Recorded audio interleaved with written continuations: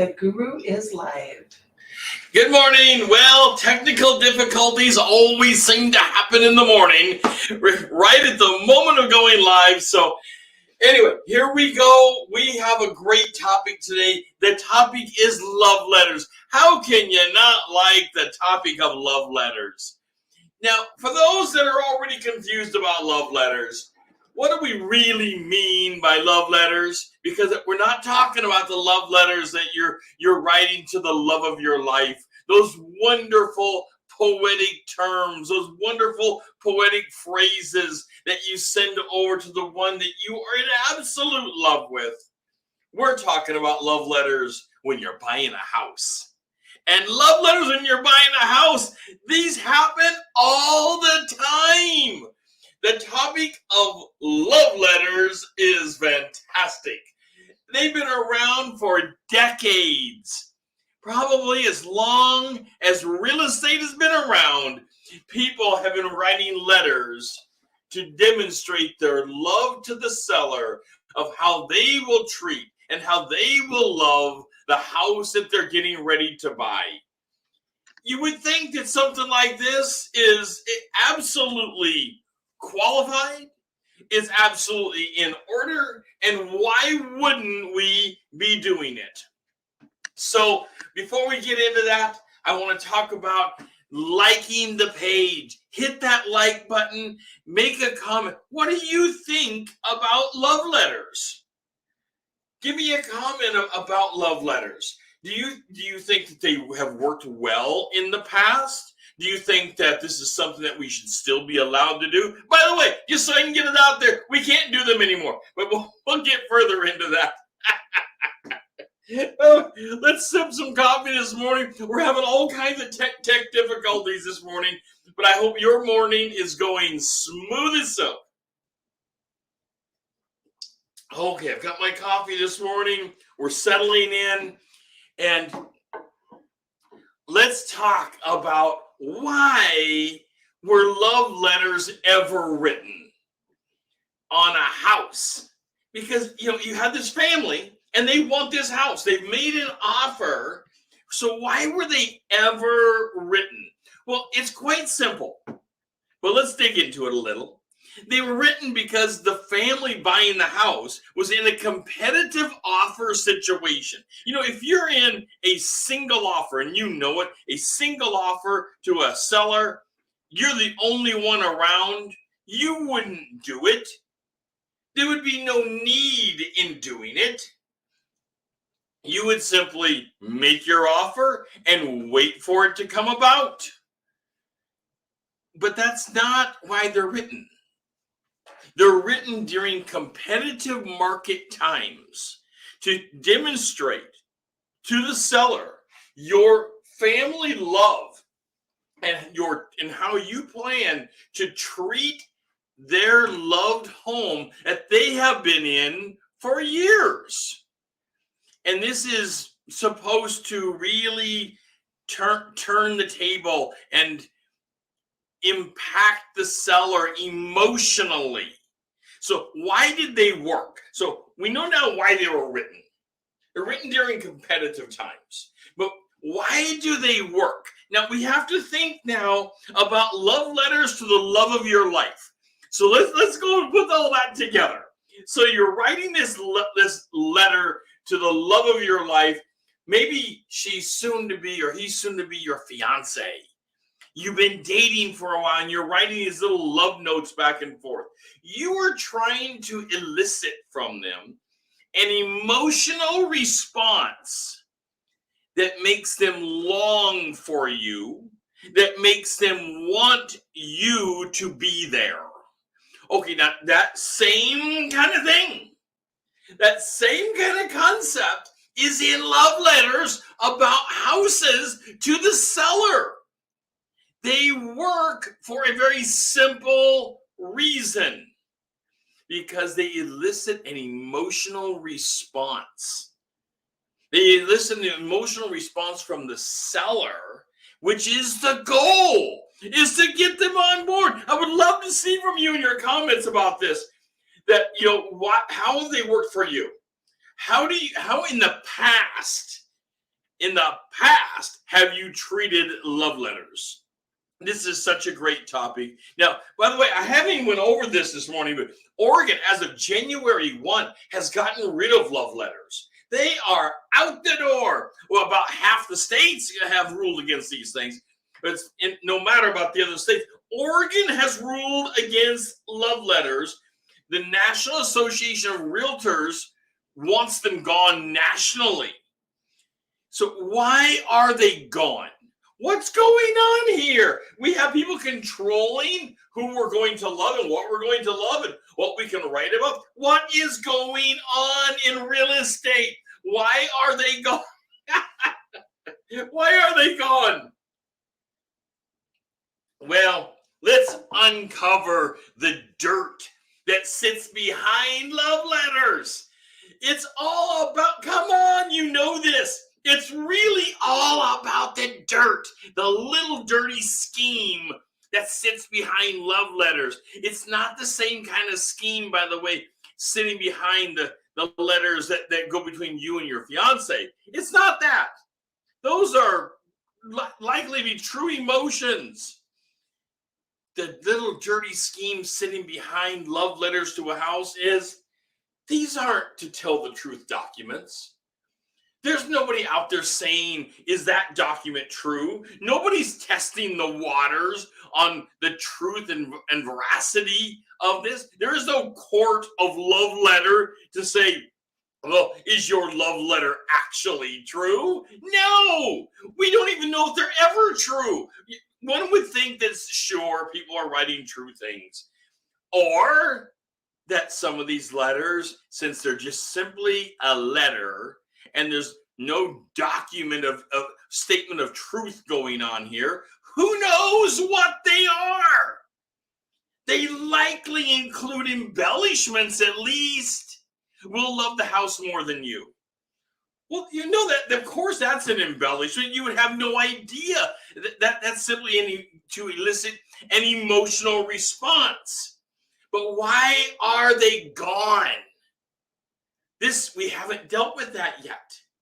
Why are they? Why is the NAR? Why is the Oregon legislature so emphatic to pass a law that you can't use love letters anymore? Well, it comes down to the dirty little thing, and that is protected classes. Oregon has 29 protected classes. There's a whole bunch of protected classes in Oregon. By the way, every state, we're not even the height of them. Every state has a ton of protected classes. And let's kind of go over generally. What does one of these letters actually sound like? So let's just get an example in front of us. They start off with something like this.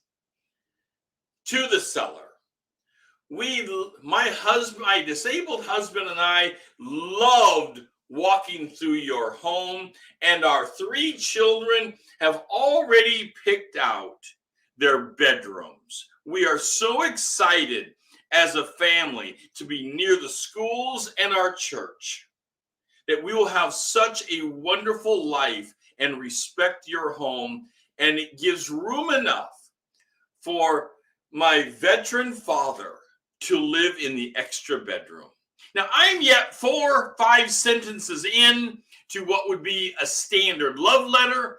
And how many protected classes have we hit already? Well, we've hit, marriage. We've hit children, family status, veteran status, disability status, religion, education. We've hit all kinds of protected classes that are out there. It's crazy, and I'm just barely cracking the door on what would be a standard love letter. Now, before we're confused here. Is it wrong to talk about protected classes? Not necessarily. It's how you talk about them and what can come later. So then this person who writes the letter, after sending this in, doesn't get the house. What now? And the letters have all been read. What comes next? That's what you have to be thinking. What comes next if they don't get the home? If they don't get the home, the next thought would likely be, well, we didn't get the home because they didn't like that my father's a veteran. We didn't get the home because we have children. We didn't get the home because we mentioned in the letter that we want to go to the church down the street. And I noticed on Facebook that they don't attend that church. Because we know people are creeping on each other in social media. Come on. Could we live in a better day than we do today? The day we live in is crazy, filled with all kinds of ways of communication and getting together and watching each other through social media. It's wild how much it happens. So this is a reminder. I want to be clear about this. Love letters are out the door. We can't use them anymore. But it's imperative to understand what was happening with love letters in the past. Pardon me while I'm still sipping on some coffee. So that is the reason that love letters can't be used from the Oregon legislature. Because it calls upon the very nature of the love letter, brings in and calls upon protected classes. By the nature of what they are, that kind of reasoning is going to be used in the love letter itself. It's natural, by the way. You're going to write about your family.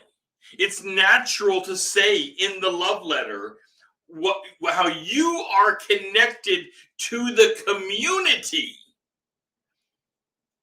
But people are connected differently. And when people are connected differently to the community, should the seller be able to consider your letter and your connections above somebody else's connections? And the answer from the Oregon legislature is no. And the answer from the NAR is no. They shouldn't be able to consider that. I would love to hear in the comments what you think about the death of love letters. Is this a good thing for your business? Is this a good thing for sellers? You know, presenting these things to sellers was always extraordinarily difficult. It was just crazy because you can have 20 offers in a seller's market. Remember, a seller's market is the kind of market where you have a ton of buyers and you have very few sellers. So the likelihood of having a bunch of offers on any individual house is highly likely. So how do you get your offer to stand out amongst the multiple offers out there? And you may not even be the highest price. And by the way, often the highest price doesn't win. But why doesn't the highest price win? Aren't people truly at core greedy? No, not necessarily. Because the home that they're selling is their home. And it represents more than a price tag. And that's where the love letter in the past was able to elicit the emotional response because it played on the heartstrings of the seller that the home was more, is more than a simple price tag. It's not a simple price tag. It's the home where they likely raised their children. It's the home where memories were built and exist. And now they want to see someone else that can build those memories and maybe, just maybe, have the same or similar connections to the community that they had. And now this letter is in representation of those kinds of things. And thus, that is why the letter is a poor representation of buying a home. That's tough. That's how it's being viewed, by the way. And I want to hear from you in your comments. What do you think of this? What can be done now instead of a love letter?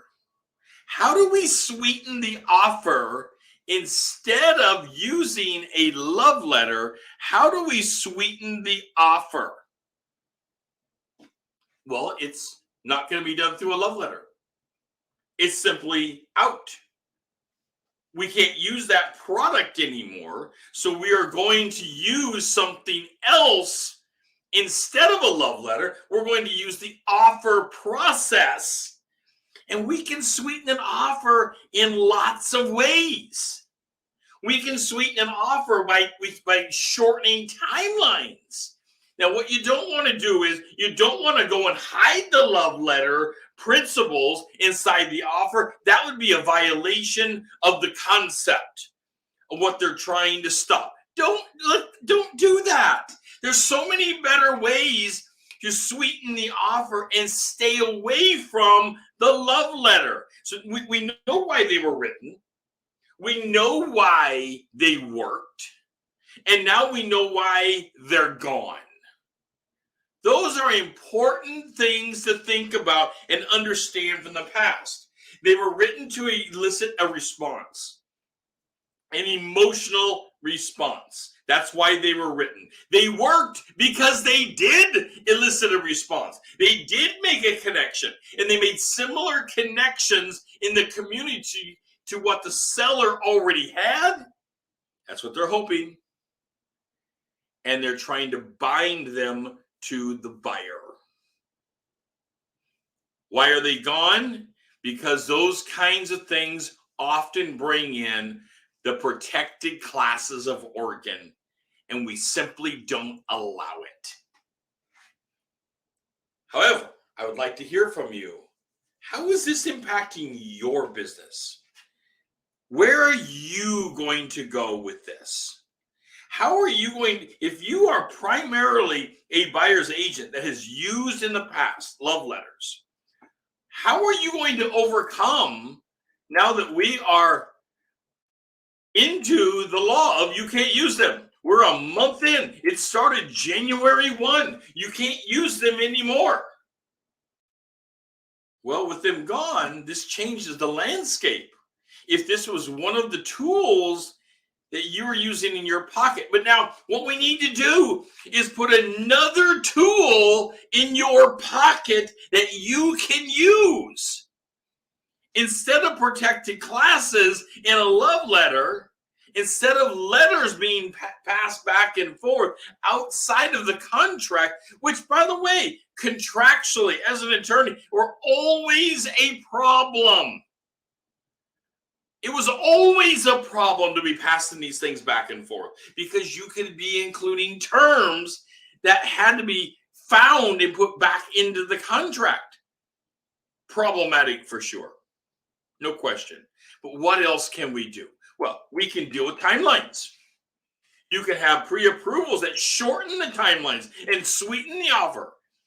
You can talk about having inspections but not having repairs. That's very interesting.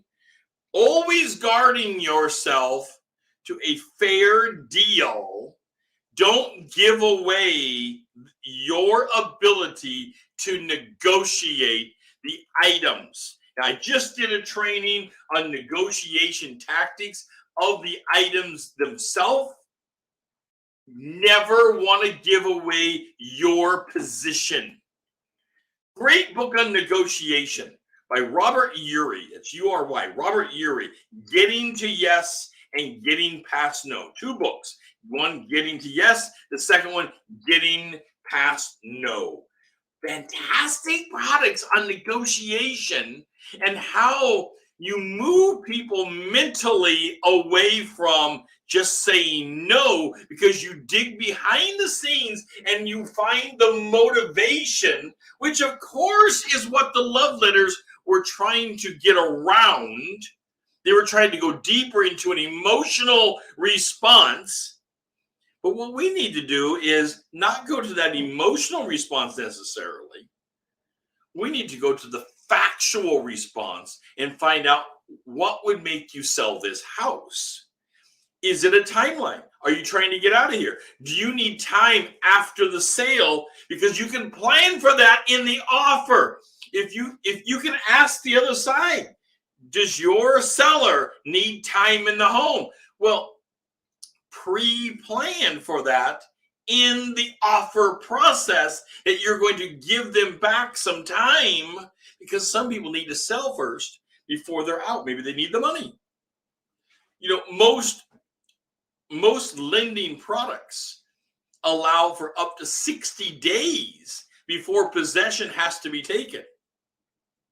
I know. I get it. The buyer always wants in. They're busy telling you, has it closed? Has it closed? Has it closed? Has it recorded? I'm busy for it. I want it recorded, because then they want the keys and they want in. But what if you planned we're in a seller's market. This is difficult. What if you planned to give them a little time because they needed it? You may not need to go up in price. You may simply need to be the one planning to give them time. Everybody talks cash is king. But what does cash really mean? It doesn't necessarily mean that it's actual greenbacks, actual dollars. Cash can come in other formats, in other types of things. I'm getting off topic here from the love letters, but it can come in other formats for your negotiation. And the love letter was a type of negotiation that was being used. And it was used extraordinarily effectively at times. I had sellers over the years that absolutely said, well, we don't want to read them. We pass them. We were obliged to pass them to them. I had agents say that they would not pass them to their sellers. Well, that would be against the law. You have to pass everything that comes in. You have to. So I would pass them over, and they say, oh, we're not moved by that. And then the next time you meet with them, well, we read the letter. And the letter was so moving. They're just like our family. When we moved in here 10 years ago, they're just like our family. And yeah, it's less money, but we want to see. This is what happens. So you need to still find ways to connect, but you can't do it through a love letter process. And you cannot tell your buyer to go and connect to them on Facebook. That would be poor negotiation. You would be going around the process. You don't want to have your buyers going around your process. Stay in your lane. You can win at this process. For all of us, love letters are gone. Okay, that's all right. Let's stay in our lane. Let's do what we're supposed to be doing. Let's write solid offers, and let's use the tools of the offer process itself to win the offer. You can do this. I believe strongly in you. This is part of what we coach people to do, is to win. If you're not winning, we're not doing our job at helping you.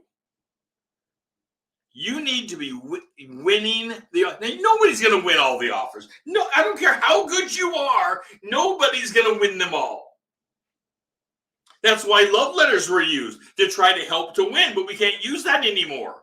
It's simply gone. We have a course called Kickstarter. Kickstarter, here's where you find it. You can see it here. Kickstarter might be down below. I can't tell where it's at on the screen right now. Kickstarter dot your-realestateguru.com. Kickstarter dot your-realestateguru.com. It will take you to the landing page where you can learn about our course and how our course will put your business on fire. You will be gaining leads turning your leads into clients, and building your business bigger than ever before. And if you are really serious, if you are part of the 1% elite that want to really turn up the notch, turn up the temperature, build your business in a serious way, we have one-on-one coaching that will help build your business rapidly. It is focused coaching, focused on you. It's not coaching set in a massive setting. We have group coaching also, but one-on-one coaching moves your business the fastest. And we have one-on-one coaching with professionals like myself that have been doing this business for years, been Realtor of the Year, sold hundreds of homes. And we can help you do the same thing. There is a model to this. There is a method to doing it. This doesn't take magic. It doesn't take pixie dust. But it does take understanding the tools of year 22, taking your skills from yesterday and sharpening them in the year 22 so that your stuff is on fire. Your stuff is the one that is winning. You are able to convert the leads to clients, the clients to a sale. That's what we're about. We're about building your business every single day. Take a moment, follow us on social media. We're all over social media. You'll find us out there. Follow us on social media. We have our daily live show. Like the show. It is so meaningful for you to take a moment and like our show. I respond to every comment that comes in. Send me a comment. What do you think about today's topic, love letters? You know, we know love letters are gone, but how is it impacting your business, and how can we help you overcome this impact? Because I want your business to be impactful like it was before. If you relied upon that skill, let's put a new tool on your tool belt. Like the show, subscribe. Take a moment, hit the subscribe button in YouTube. By hitting the subscribe button, you are opening up the Guru members only events to you. You also will get the early announcements of new products and new shows to come. Hit the subscribe button and you're going to get all of that coming to you timely. And let me give you a sneak peek here. Starting next week, we are going into a Guru members only for the subscribers, where we are taking apart your weekly business plan that will put money in your pocket. You will not want to miss it. This is your Real Estate Guru, and this has been Real Estate Daily, and I'll be talking to you tomorrow.